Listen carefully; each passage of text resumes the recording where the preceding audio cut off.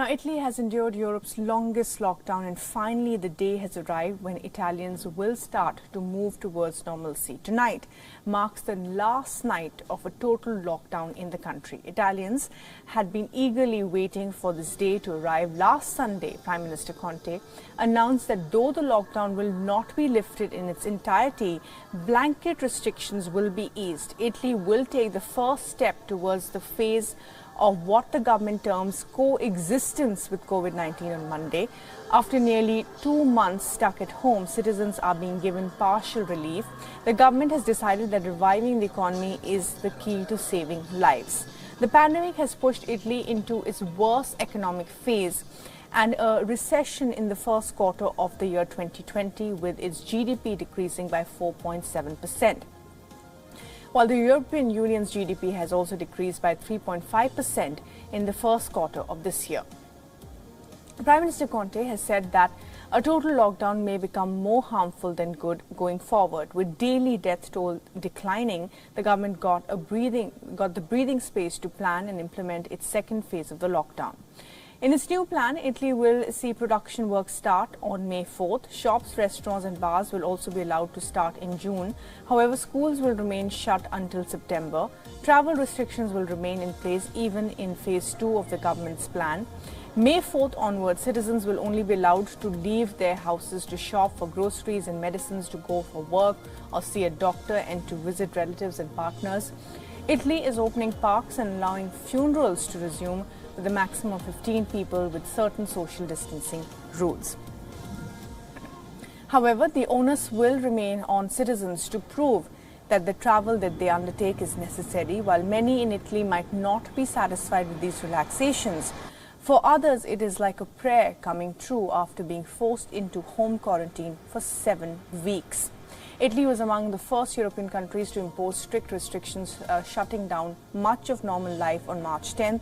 The country's total death toll has climbed to 28,700, the second highest in the world after the United States, with more than 200,000 cases of confirmed infections. But come May 4th, some 4.5 million workers will return to work, and many of them in areas hardest hit by the pandemic.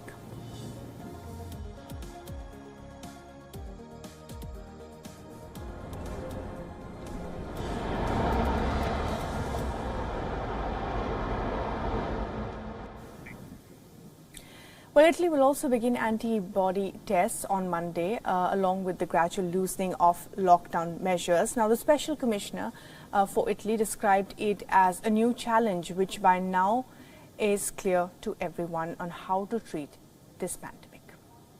Dirla in gergo calcistico, inizia il secondo tempo di una partita che abbiamo ormai capito tutti che non sappiamo quanto durerà e come finirà. Non dobbiamo dimenticarci i sacrifici che abbiamo fatto nel primo tempo e dobbiamo capire che saremo ancor più protagonisti del risultato finale che la partita marcherà. Now, starting next Monday, May 4th, antibody blood tests will arrive in several labs that are subdivided by region following the criterions on the Italian Health Ministry. They will mark the start of the survey of a sample population of about 150,000 Italians that are included in the cross-section defined by the Italian National Statistics Institute. More nasal tests have been distributed throughout the country in a bid to identify and isolate positive cases. The blood tests have nasal tests are meant to give a snapshot of where the virus is spread from and to focus on further testing. Now, the Special Commissioner for COVID-19 said that more masks would be distributed for people using public transportations, which is expected to spike as the manufacturing and construction sectors emerge from the lockdown.